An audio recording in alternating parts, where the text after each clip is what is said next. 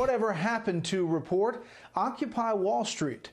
Joyce tweeted in to ask us about it. So did DRL Cartman, wondering, did they dissolve, evolve, devolve? Did they accomplish anything? The short answer, they are gone. But Occupy Wall Street's memory and message still lingers. Here's senior correspondent Rick Leventhal. It began September 17, 2011 in Zuccotti Park in New York City, just a few blocks from the financial capital of the world. Inspired in part by Arab Spring protests overseas. Wall Street is our street! Wall Street! Occupy Wall Street was a social movement against income inequality, corporate greed, and the influence of big business in politics. All day, all week, Occupy Wall Street! Almost overnight, the diverse group of demonstrators grew to tens of thousands, spreading to hundreds of cities across America. We are the 99%! And more than 80 countries worldwide. But patience among city leaders and law enforcement wore thin, and authorities began arresting protesters and clearing their encampments. And roughly 2 months after it launched, the Occupy movement faded into winter.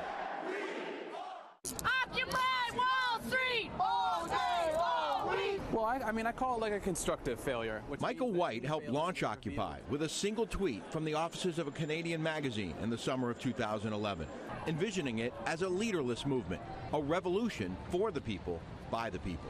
Obviously, I think that it did a lot of good things. I think that it changed the discourse about income inequality. It trained a new generation of activists. But did we give new power to the 99%? Did we change how, democracy functions in America? No. The crowds that fueled its initial success eventually helped lead to its demise. You had all these people saying, whose streets are streets? Yeah. And yet, they were getting in the way of people who also own these streets. Social protest is one of the things that is necessary for the progress of democracy, and I don't think that you can have protests without people getting upset and getting their disrupted and that kind of stuff. Occupy Wall Street evolved into something else, I would say. It morphed into something else. Michael Gould-Wartofsky went to Zuccotti Park nearly every day for 2 months, not as a protester, but as a social scientist. Now an adjunct professor at NYU, he says the Occupy movement energized a generation. I think it did change the conversation, and it changed the political equation, and it brought something into American politics that had been missing for a long time, which I think is the voices of ordinary people. He cites Black Lives Matter and the surprising success of Bernie Sanders' presidential campaign as examples of how Occupy carried on. I think it was a turning point in the political conversation. And I think it will be remembered as such. White, whose book is called The End of Protest, says we may never see anything like Occupy again. I think that ultimately the problem with protests is that when you do street protests alone, there's a certain point at which there's nowhere else to go.